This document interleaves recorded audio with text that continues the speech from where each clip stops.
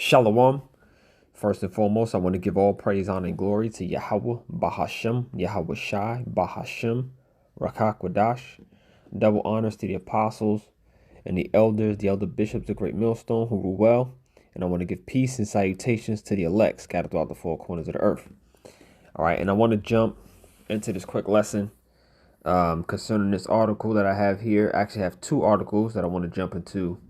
And this lesson is basically going to be entitled "More Signs of the End," and the matter of your survival is coming.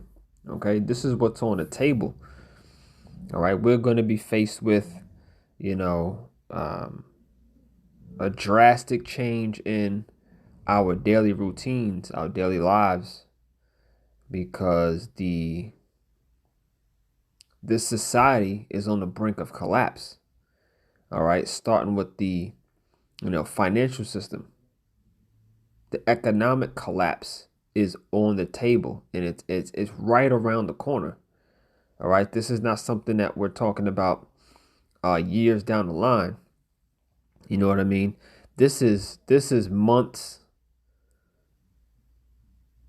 and as time goes on, weeks away from happening. All right.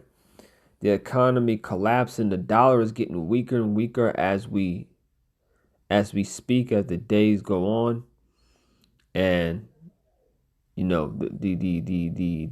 elites are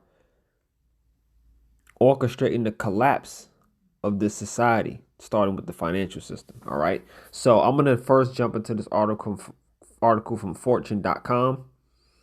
Okay, it says it really is the economy, stupid. 39% of middle class Americans say money is their top concern versus the 4% who cite political and social issues, survey finds. All right, and a little caption underneath says middle class Americans list their own personal finances as their top concern. Okay, and we've seen especially since the end of the CV-19, the so-called scamdemic, what has happened was we've seen the economy take hit after hit after hit, and the financial, this dollar and the strength of it, the strength of this currency, we've seen it, get weaker and weaker because we've seen inflation hit. We've seen the price of everything basically go up, and we're all feeling it in our wallets. Price of groceries, price of gas, the price of utilities, everything is going up. All right, and this is why these middle class Americans are feeling this way. This is why their personal finances are their top concern, because they see things getting worse and worse. Okay, without increases in pay, rent is going up, the cost of living in general is just going up. All right. And they're not earning more money to balance it all out. OK, it says middle class Americans have one thing on their mind as 2023 ends and the country prepares to enter an election year: the economy, more specifically their own personal finances. More than their families. It says more than their families, work pressures, healthcare costs, or politics, the top concern for 39% of Americans making $50,000 to $150,000 was money, according to the survey published Tuesday by Investing App Stash. Now, this is a survey conducted from people making $50,000, which is on the lower end, to $150,000, right? And just think about that, man. People that are making six figures, over $150,000, have money concerns. Their own personal finances is their concern, and you're making six figures here in Babylon the Great, the land of opportunity, the land of prosperity. Okay, that should tell you something, man. That should tell you that, first of all, you're not supposed to trust in your riches, because especially in the times that's coming, all right, your riches won't be able to save you. But it also shows you where this society is heading. If you're making six figures and you still feel like you have an issue concerning money, because there was a time when making six figures shit, you was damn near considered, on the brink of being rich at one point in time. You know what I mean? Not really rich, but you didn't have money problems. You didn't have money issues. Making a 6-figure salary, you was good. You know what I'm saying? Now that ain't shit. All right, and people are concerned with their finances, even making 6 figures. All right, it says survey respondents had to work at least 30 hours weekly and self-identify as either hardworking, industrious, ambitious, or self-made. The notion that people prioritize their own financial status over any other political or social issue was immortalized in the well-known quip by former political strategist James Carville, who said, "It's the economy, stupid." The line, which he said while working on President Bill Clinton's first presidential campaign in 1982, became a staple of American politics, meant to remind political candidates to focus on voters' financial well-being above all else. Okay, and I'm not gonna, the point was made for this particular article. All right, but again, it's going to show how people feel about their finances, what they can and can't pay for. Okay, because there's true concern here, right? And there's a lot of economists, which I'm actually going to do, Lord willing, a second part to this, because there's economists basically saying that 2024 is going to be, it's going to be, things can collapse next year, and people are feeling it. They could feel it, man. That's why surveys like this, say what they say. They reveal what they reveal. The data is what it is. All right. I'm gonna jump over to let me do this. All right, let me do this.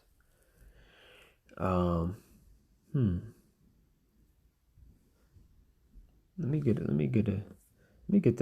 the next article real quick. Let's do this. All right, it says, this is from Newsweek.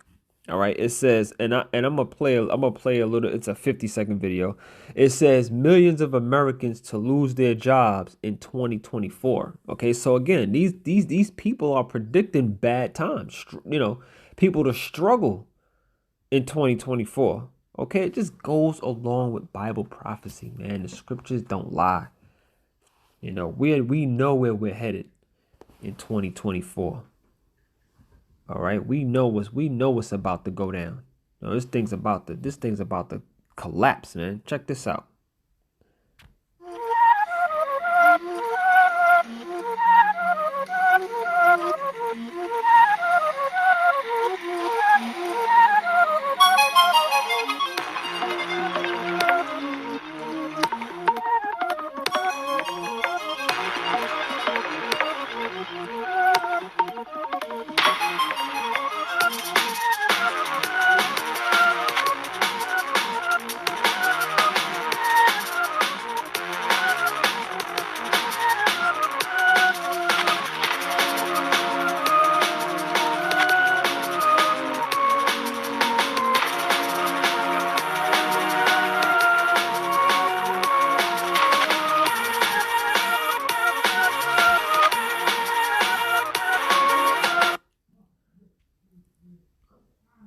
All right.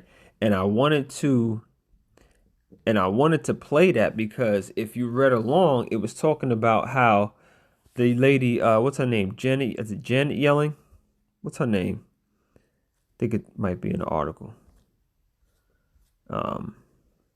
Regardless of her name, she's basically predicting that 2024, towards the end of the year, that they're looking at stability.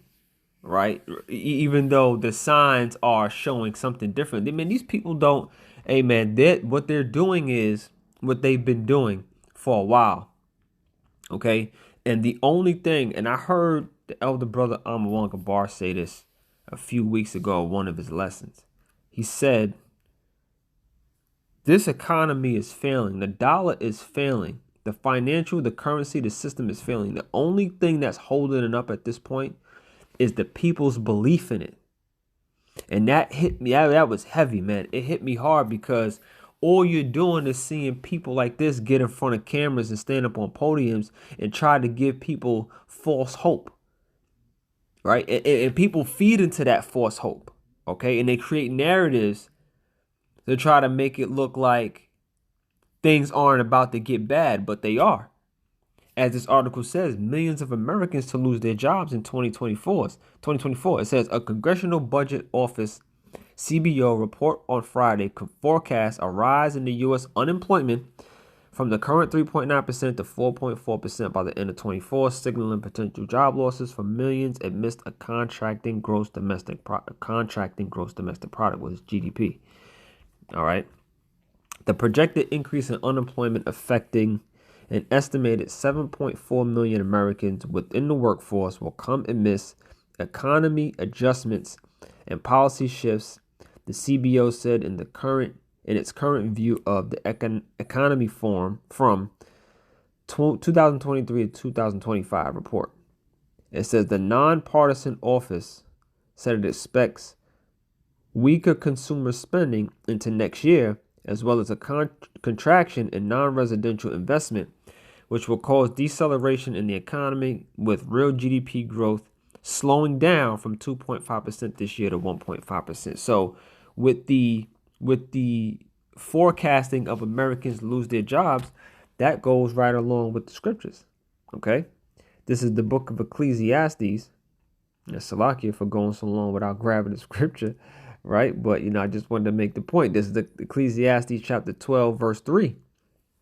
It says, in the day when the keepers of the house shall tremble, and the strong men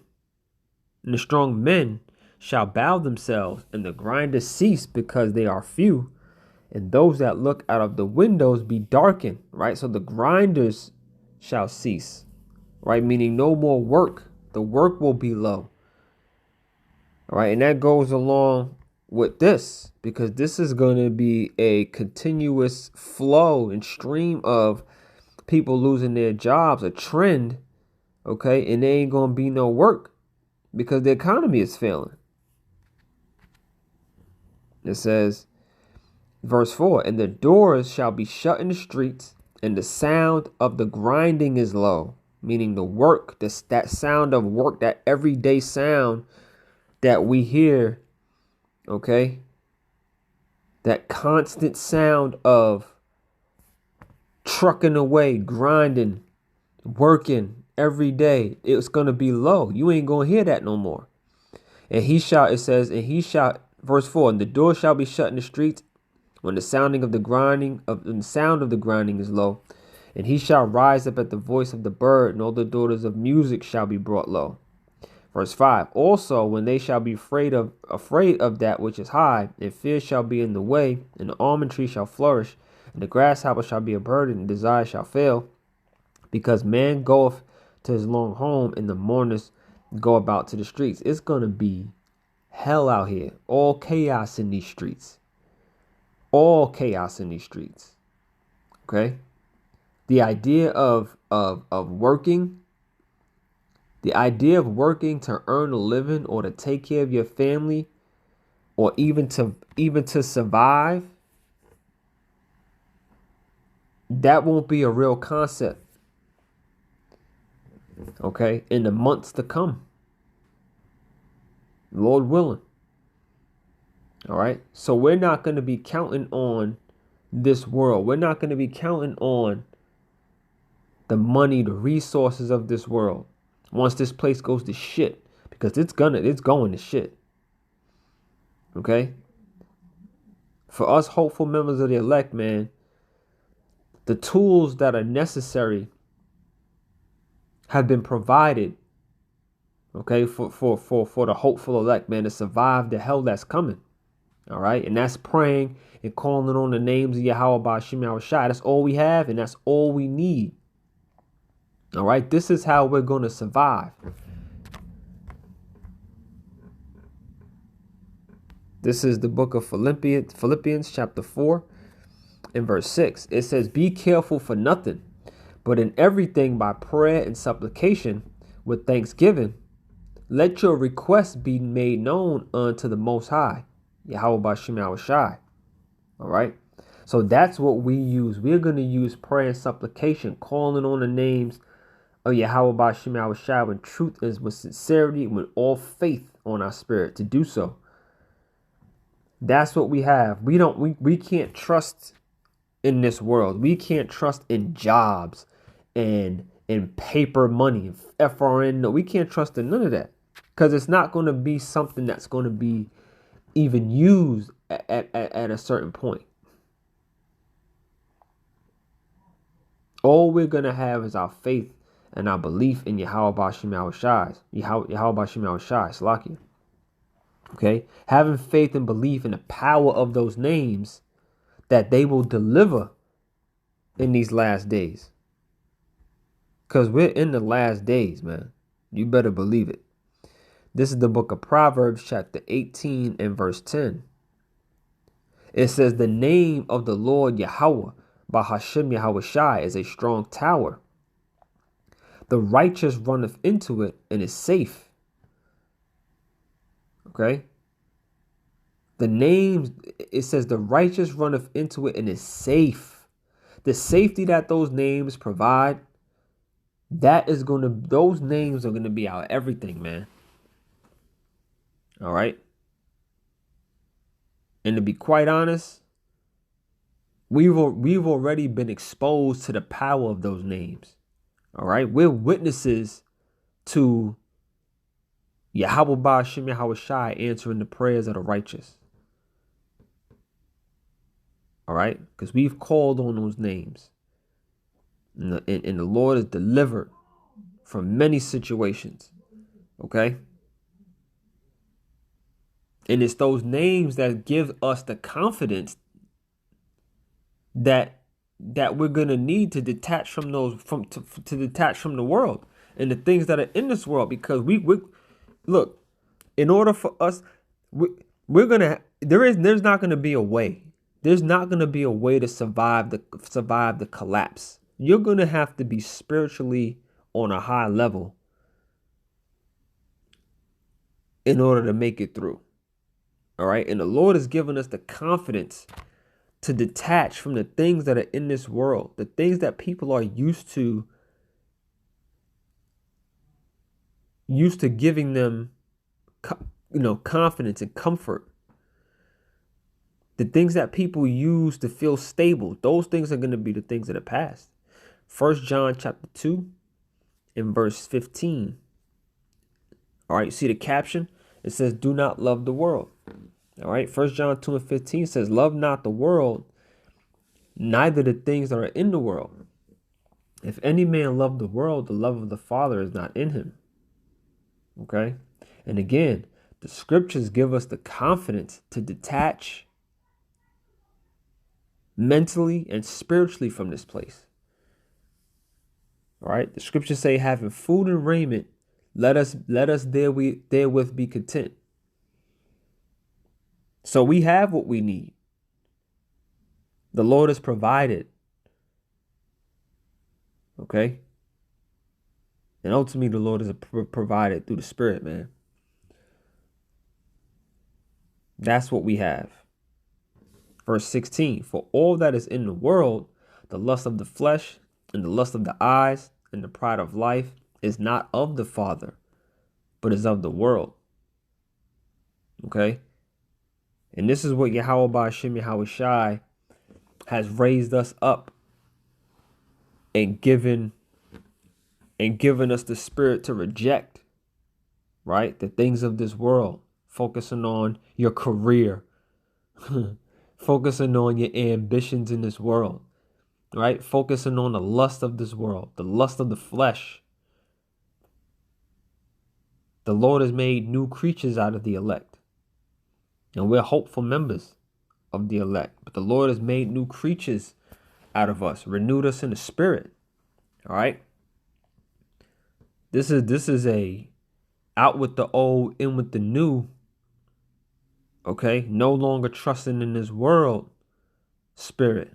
All right. But we're believing and fearing and trusting in the names of Yahweh Bahashem YAHAWASHI. All right. And that's how you detach from this place, through the spirit. Okay. Through the faith in YAHAWASHI. All right. So I'm going to leave it there. I hope we were edified. As always, I want to give all praise, honor, and glory to Yahweh, Bahashem, Yahawashai, Bahashem Rakah Kodash. Double honor to the apostles and the elders at Great Millstone who rule well. Peace and salutations to the elect. Shalom.